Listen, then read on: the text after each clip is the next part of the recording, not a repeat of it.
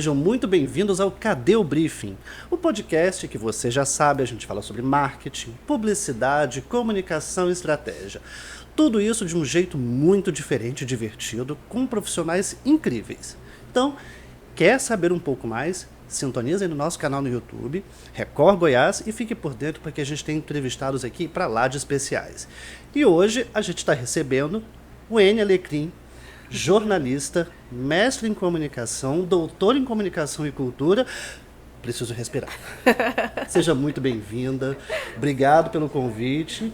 E é uma honra muito grande poder conversar com uma doutora em comunicação, porque a comunicação que se transforma o tempo todo, né, Wênia?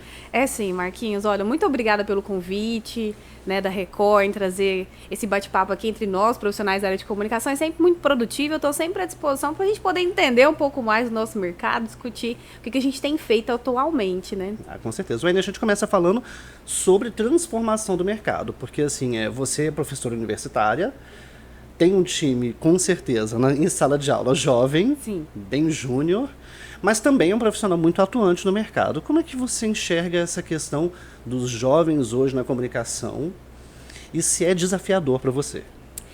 É desafiador, porque a gente vem de uma outra escola, de uma outra geração, em que a gente tinha ali as mídias tradicionais muito fortes. A gente nasceu nessa época, né? E se reinventar como profissional e também se reinventar junto com eles é um desafio constante. Nós, na academia, a gente tem discutido assim ao longo do tempo como integrar esse jovem com aquelas mídias que ainda são existentes, que ainda trazem muito resultado, mas também como não tolir ali um pouco a criatividade, aquele impulso, aquela ânsia deles, porque o digital o tempo todo, sabe? Então, de verdade, a gente tem visto que nós estamos tateando um período. Nós estamos ainda experimentando, ainda tentando trazer uma consciência para essa galera muito jovem que está no mercado, que já vai para o mercado muito jovem, já experimentam ali muito jovem. O que é realmente essa comunicação digital que eles têm feito? Quais são os benefícios disso? Até que ponto ela vai entregar resultados para o cliente? Eu vou te dizer uma coisa. Quando eu conto para eles assim, de alguns resultados, de campanhas que a gente viu ao longo dos anos em televisão, em rádio, em jornal impresso, em flyer, folder. É porque parece que da época dos dinossauros, quando a gente fala de flyer, né? Justamente. Eles olham assim, mas eu falo, não, gente, ainda existe, ainda tem resultados. O que a gente precisa entender é que mix que a gente vai poder oferecer ali para o nosso cliente.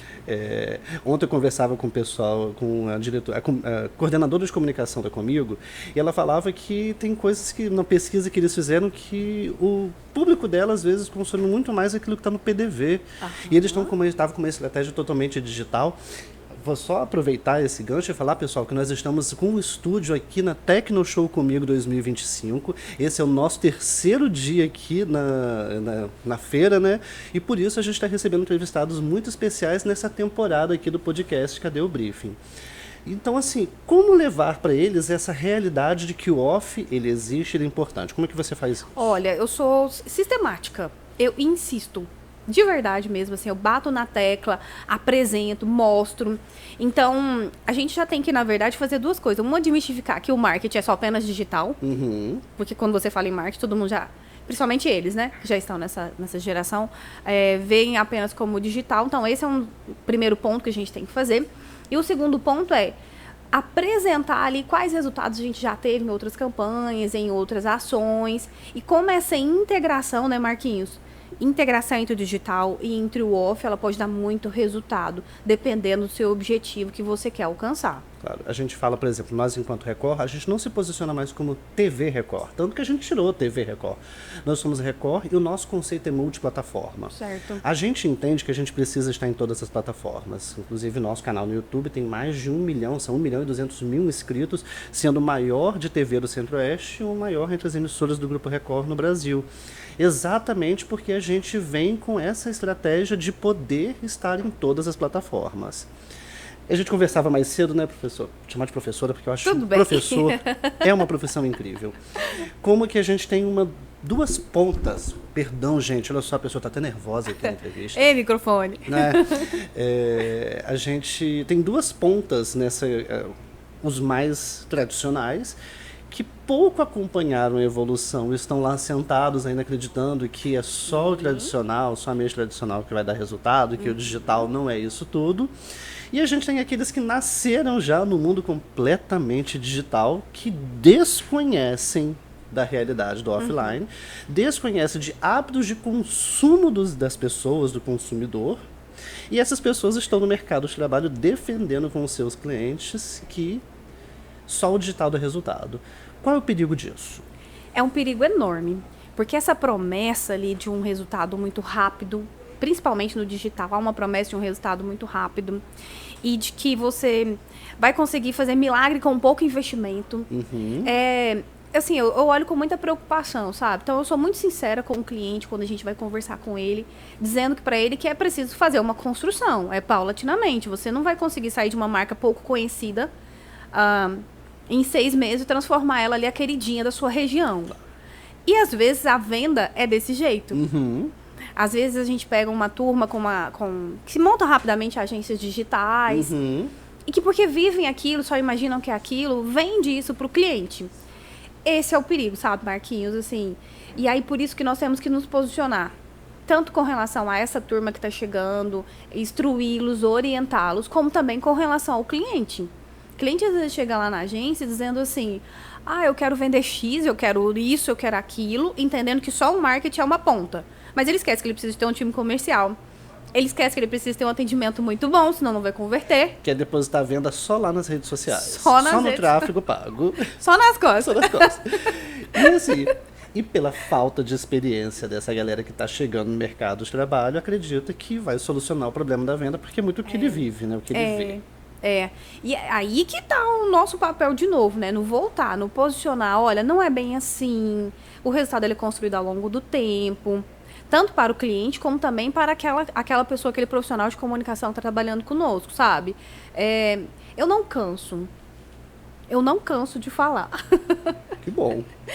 A gente tem que falar o tempo todo, a gente tem que orientar que não existe mais, não dá para você falar mais de uma comunicação tão verticalizada. Sim. Ela precisa ser 360.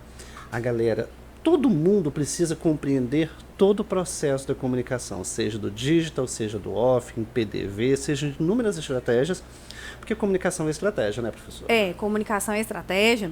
E aí, falando sobre estratégia de novo, por que a gente vai realizar tal ação? Que objetivo que você quer com aquilo? Qual a estratégia que você vai planejar de uma maneira global, que vai trazer resultados interessantes para você enquanto agência, que a gente também tem que pensar nos nossos resultados, claro, como também para o cliente, do que ele quer estar fazendo ali. Então, não dá para a gente sair fazendo coisas porque tá na modinha, porque tá todo mundo hypando. Até pode, para dar um engajamentozinho, né? Mas engajamento não é venda, né? Não, like não é venda. A gente fala, antigamente a gente dizia que o out of home, né, o outdoor, o dono queria colocar na frente da casa dele porque aquilo deixava ele feliz. Hoje a felicidade dele está em vídeo que viraliza e às vezes não converte em nada. Se gera um lead qualificado é muito, né? E como que a gente consegue reverter essa situação? Sabe, às vezes assim, eu fico com vergonha alheia para algumas pessoas e para algumas empresas. De verdade. Tem hora que eu falo, não é possível que essa empresa, que não é o posicionamento dela, não é esse, ela tá se prestando esse papel de fazer isso. Isso é muito engraçadinho, de ser... aproveitar o que tá na moda, sabe? Não tem problema a gente aproveitar isso. Mas tem que ver se faz sentido com aquela marca, com aquela empresa, se vai conversar ou não, se não vai ficar desconfortável. Porque às vezes a gente pega e põe lá o colaborador para fazer uma dancinha, alguma coisa, e você vê a pessoa que está totalmente desconfortável. Eu fico com vergonha alheia pro povo. Com certeza. Eu fico com vergonha. Tem gente que já tem o feeling, já gosta mais, e tem gente que não.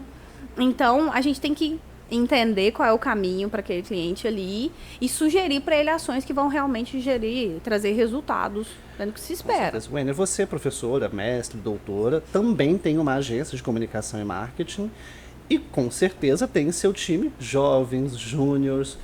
Como que você fala com eles, como você lida com eles, na verdade, com essa questão da importância da qualificação? Porque, afinal de contas, você é uma doutora em comunicação, então qualificação está no seu DNA, né? Não dá para parar de estudar. E a gente sabe que cada vez mais tá difícil até a leitura, né? Nossa, e como? Nós que ainda comprávamos livro para estudar, né, na faculdade, a gente ainda passou por aquela fase que a gente tirava as xerox que estavam lá na banquinha. Hoje nem isso mais. Hoje não tem mais aqueles espaços de xerox, então tá tudo muito digital, muito online. Se você pede para ler 5, 6 páginas, já é um Deus nos acuda. Já é um Deus nos acuda. Então, eu aproveito o que eles têm, por exemplo, ali, está sempre muito ouvindo, sempre assistindo muita coisa. A minha insistência é não gaste tempo à toa. Se você está ali navegando, então vai assistir vídeos no YouTube, que realmente pessoas que são formadores de opinião, vai ouvir bons podcasts que trazem ali informação para você, vai te ajudar. Cadê o briefing? Vai te trazer repertório. Claro. Que às vezes eles não têm repertório. Falando sobre repertório, a gente entra em inteligência artificial, né?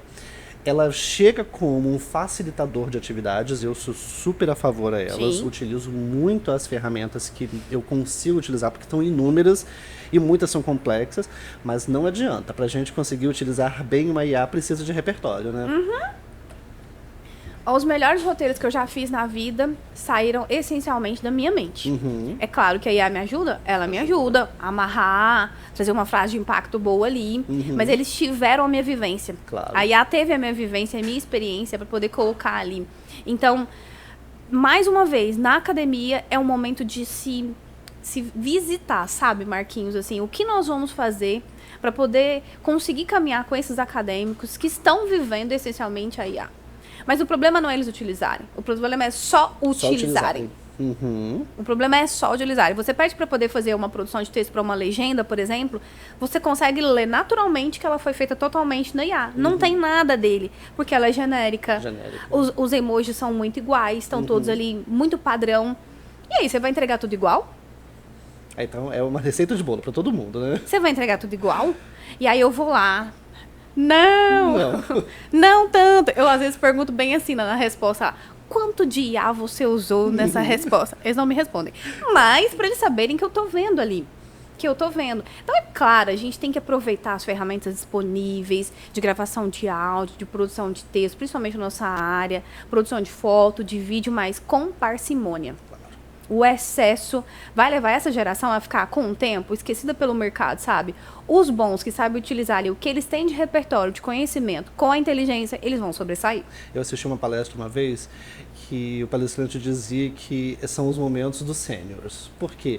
Para utilizar bem a inteligência artificial, você precisa, no mínimo, ter repertório. Fora experiência e condição de compreensão. Não adianta você só dar um comando. Os prompts não é só você dizer que você quer um arco-íris. Você precisa posicioná-lo. E ontem eu tive um exemplo muito bacana disso, que eu tenho um designer que ele é mais sênior. E ele queria uma arte específica, a gente tinha passado o briefing para ele tinha uma arte muito específica, e ele não tinha tempo de desenhar no Photoshop, no Illustrator, exatamente por conta do tempo. Ele pode utilizar a inteligência artificial, porque se você conseguir, você vai ganhar um prêmio. Ele desenhou um rascunho à mão bem simples, escaneou, mandou para dentro do aplicativo e entregou a arte a ele. Olha... Não ficou do jeito que eu queria. Eu falei assim, não era o que eu queria. Mas vale pela sua tentativa de conseguir conversar com a inteligência artificial. E é isso que a gente precisa mais no mercado. Pessoas que entendam o que precisa ser feito, né? E não é tão simples, né? Que eles aproveitem ali as ferramentas que têm, junto com o conhecimento que eles já adquiriram, ou estão adquirindo ao longo da vida. Claro. Ainda estão adquirindo ao longo da vida, né? A gente fala um pouco do agro agora, porque você também tem uma expertise muito grande com clientes do agro, né? Porque o agro, ele ainda, apesar dele não ser feito por pessoas do digital, e digo por pessoas, por famílias de digital, apesar da Tecno Show comigo esse ano estar falando muito sobre essa questão da sucessão, mas a gente percebe que o agro pouco investe e acredita na mídia off. Ontem eu conversava com o pessoal da Comigo sobre isso também, que eles têm umas aspirações, mas eles pouco investem. Eles conversam muito entre si, mas não falam para fora. E a gente conversava cedo também que o agro está em todos os lugares. Ele acaba sendo visto ou mal visto como inimigo do meio ambiente. Por que isso? Você que está nesse meio há bastante tempo. A gente costuma dizer que o agro, ele pouco fura a bolha, e quando fura, é alguém falando dele, não é ele falando dele mesmo. Então, você vê muitas instituições, muitas famílias, muitos grandes produtores, grandes empresas, como a gente tem aqui na região, que conversam muito entre si, como você comentou, mas que não conseguem passar a essência do agro para o macro, sabe, Marquinhos? E como você mesmo falou, nós todos vivemos, respiramos o agro. Se está mais caro para o produtor plantar o feijão, esse feijão vai chegar mais caro na minha casa. Então, impacta sim saber de juros. Claro. Impacta sim saber do preço do dólar, do aumento dos insumos. Olha o ovo, o que virou? O café, a gente não tem paz. Mas pouco se explica o que está acontecendo. E quando se explica já na crise e não no que vai vir, né? Talvez por ser assuntos muito... Eu vejo, por exemplo, colegas jornalistas que não querem muito falar sobre agro. São poucos, são pontuais. Quando você pensa de uma maneira geral, quantos profissionais estão falando sobre isso, vivem isso no dia a dia? Porque são assuntos um pouco densos demais e você tem que entender para você poder traduzir para o consumidor, para o público em geral, de uma maneira mais simples, palatável, que todo mundo consegue, claro, né? E aí, talvez essa dificuldade de entender um pouco as causas justificativas é que faz esse afastamento, sabe, Marquinhos? Mas muito também porque se conta com exclusivamente mídia espontânea. Sim. Eu acho que é papel do jornalismo, nós somos jornalistas, que isso seja dito de forma espontânea, mas a publicidade está aí para isso. A publicidade, afinal de contas, ela veio para solucionar crises também, né? Mas a gente não percebe o agro fazendo esse investimento em solução de crise. Ela quer que, literalmente, as pessoas falem espontaneamente. Elas entenderam um bom mercado, como esse, por exemplo, de feira, e aí as empresas investem nesse sentido, mas de uma maneira geral é muito pouco. É isso mesmo que você diz, é muito pouco. Se você for olhar, por exemplo, hoje, se a gente vai assistir TV, quantas mídias eu tenho ali que é do agro? Quase muito pouco. Pouquíssimas. Muito pouco. E a gente está num estado desse tamanho, com essa importância, mas a publicidade para o agro, para elas, parece não fazer sentido. Exceto quando vem a crise. Mas quando vem a crise já é tarde, né? Aí já é o leite derramado. Exatamente, é literalmente o leite derramado. Existe solução para isso? Eu penso que existe, sabe? Com boas agências, batendo a porta, apresentando soluções. É o ir atrás mesmo, é fazer a busca ativa, a captação. Às vezes, a própria empresa, ela não percebe que ela precisa de se comunicar melhor, apresentar melhor os produtos dela, a solução que ela tem. Tá bom, tô vendendo aqui, minha margem tá aqui, mas nós que estamos do lado de cá também, que percebemos essa importância da inserção deles, eu penso que também é papel nosso, sabe? Então, eu penso que tem solução sim.